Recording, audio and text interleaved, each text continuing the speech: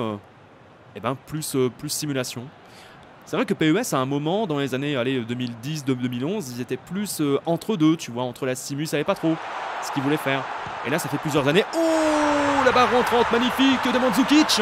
Ça c'est beau. Eh oui, quel but incroyable.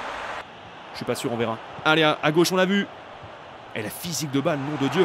Allez, pourquoi pas magnifique. La frappe de Mandzukic et c'est le deuxième but. Le doublé de Mandzukic. Oui monsieur. C'est qui le meilleur? D'accord, il y a eu une petite faute. La finesse du jeu, c'est incroyable. C'est limite trop fin, quoi, tu vois. Oh, la frappe, et c'est le but. Oh, la vache. Ce qui m'a collé. Bonjour à tous et bienvenue sur iTunes. Bonjour à tous et bienvenue sur iTunes au sport.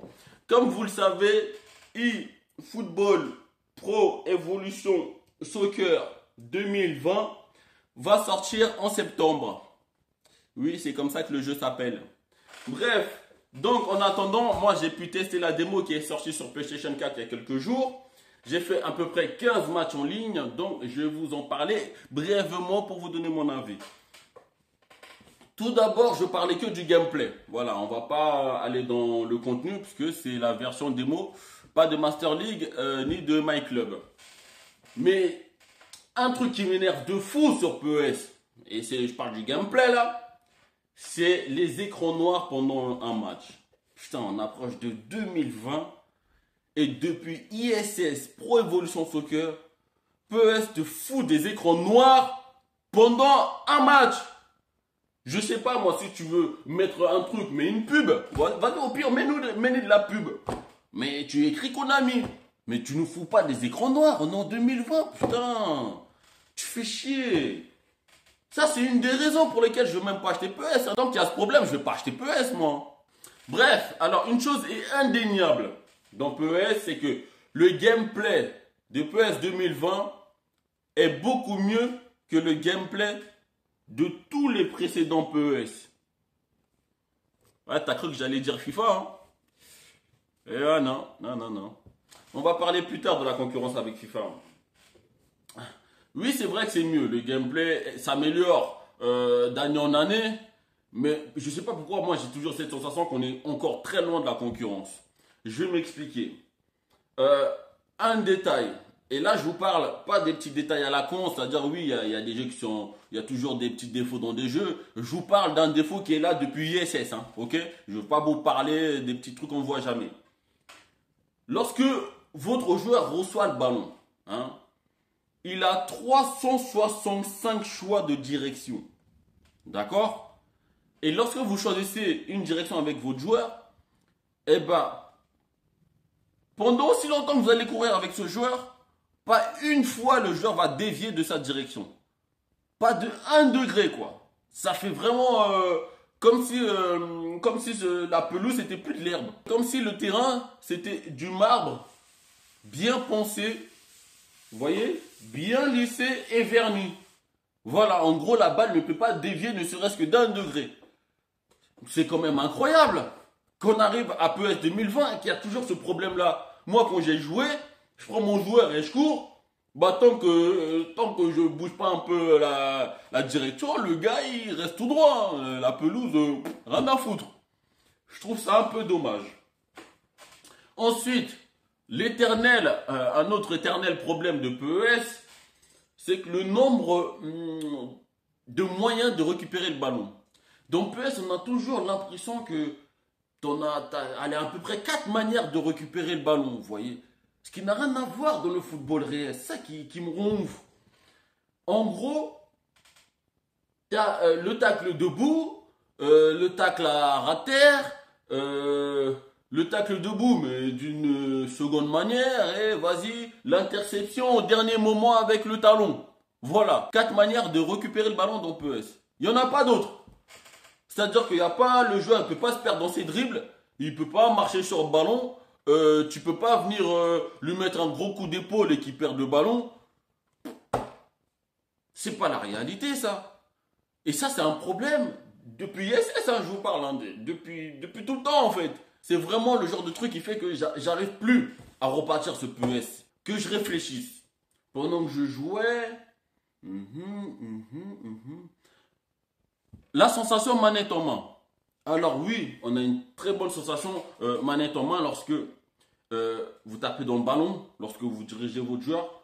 On sent que les joueurs ils ont un certain poids sur le terrain. Et que selon la morphologie du type, il y a des trucs que tu peux pas faire. Des directions que tu peux pas changer d'un coup comme ça. Ça va te prendre peut-être une seconde de plus de changer de direction avec Maguire qu'avec Dybala. Donc c'est vrai, on a une sensation manette en main de vraie simulation de football. La balle, tu sens que la balle elle est pesante, quand tu tapes dedans, ça cogne. Il n'y a pas de problème avec ça. Mais là où ça m'embête, c'est que j'ai toujours cette sensation de ne pas pouvoir contrôler mon joueur. J'arrive pas. J'arrive pas à lui faire faire ce que je veux. Ou bien il le fait avec un temps de retard. Soit il pousse la balle trop loin, soit il revient un peu trop tard, ou même la manière dont les pieds s'embrouillent. Tu sais pas quoi faire en fait. Alors peut-être que c'est parce que j'ai pas joué assez longtemps, voilà, il y a toutes les raisons. Mais bon, 15 matchs, je pense que c'est suffisant pour quelqu'un qui joue au jeu de foot depuis la nuit des temps. Et en ce qui concerne les dribbles, alors n'en parlons même pas. Je crois que j'ai même pas réussi à faire, à part la fente, voilà, un geste technique, un autre geste technique que j'ai pas réussi à faire. Je sais pas comment on fait. Donc c'est pour ça que je vous dis que contrôler son joueur est difficile à faire dans PES. Même quand tu veux pousser la balle extra loin, je sais pas comment faire. En plus de ça, parce que moi j'ai joué contre des mecs en ligne qui savaient les faire justement, lorsque les mecs ils font des gestes techniques, putain t'as l'impression que ton défenseur il peut rien faire. C'est quand même incroyable ça. Et ce avec n'importe quel défenseur, que t'es Van Dijk ou bien Anthony Morel, l'attaquant il va faire des gestes techniques devant toi, ton défenseur il aura l'air de pas savoir quoi faire. Alors oui, il y a une réponse automatique, même trop automatique, parce que parfois le joueur il prend le ballon sans même que j'essaie de le mettre le pied. Parfois j'ai juste envie qu'il accompagne, j'ai pas envie qu'il mette son pied, mais le gars il met son pied quand même. Ce qui est un peu dérangeant. Mais bon, ça fait partie du côté assisté du truc. Les célébrations. C'est vraiment pourri les célébrations dans PES. Quand tu marques un but, le joueur il court et ensuite il ralentit en attendant que tu décides de faire un truc, on te met une sélection, faire ci, tu crois qu'on a que ça à faire à lire à chaque fois pour faire ça, ça fait chier merde. Ça fait trop chier. PES faut que vous facilitez les choses. Parce que c'est fini l'époque où tu allais dans paramètres, comment faire les gestes techniques, comment centrer, effet de la balle, à quelle touche faut appuyer. C'est fini cette époque, on fait plus ça de nos jours. De nos jours, les gens ils prennent plus le temps d'aller lire les notices. Tu prends le jeu en main et au fur et à mesure que tu joues, bon bah t'apprends les choses. Et avec vous, c'est pas facile. Par contre, le point fort que PES a sur FIFA, c'est sûr que c'est la modélisation. Ah, la Juventus de Turin, les joueurs... des photos, quoi, des maquettes 3D, je sais pas comment ils font, mais c'est très très fort. C'est vraiment the point fort, the unique point fort de PES. Maintenant, parlons de la concurrence FIFA. J'ai même pas testé FIFA 20, mais je sais déjà que FIFA 20 sera meilleur que PES 20. Pourquoi je vous dis ça? J'entends à gauche à droite que les gens ils disent oui, FIFA c'est un jeu arcade, tu marques n'importe comment, c'est des tout droits, nanana. Oui, c'est vrai, il y a tout ça. Mais les gars, vous êtes juste en train de parler de FIFA Ultimate Team.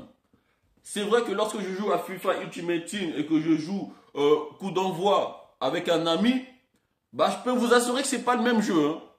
Les joueurs, ils cavalent pas comme des antilopes dans la savane, je vous assure. Une fois que vous sortez du mode Ultimate Team, vous revenez au vrai jeu de FIFA. Quand je fais mode saison en ligne, par exemple, qu'il faut gravir les divisions et arriver en division 1, c'est un vrai jeu de simulation de foot que j'ai.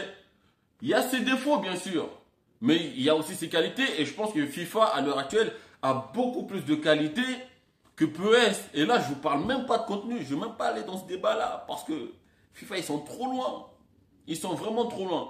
Donc, je pense que les gens, ils jouent tellement à FUT que oui, bah, FUT, c'est bien sûr, ça désole quand tu te payes des joueurs de ouf et que tu te fais balader comme je sais pas quoi. Ou même quand tu as l'impression que tes joueurs, ils sont bridés par rapport à un autre. Oui, c'est dégueulasse. Mais c'est FUT. C'est pas le jeu FIFA. Le jeu FIFA, c'est une vraie simulation de foot. Les gars. Arrêtez de dire que PES c'est ci, c'est ça. Non, PES c'est encore loin, les gars.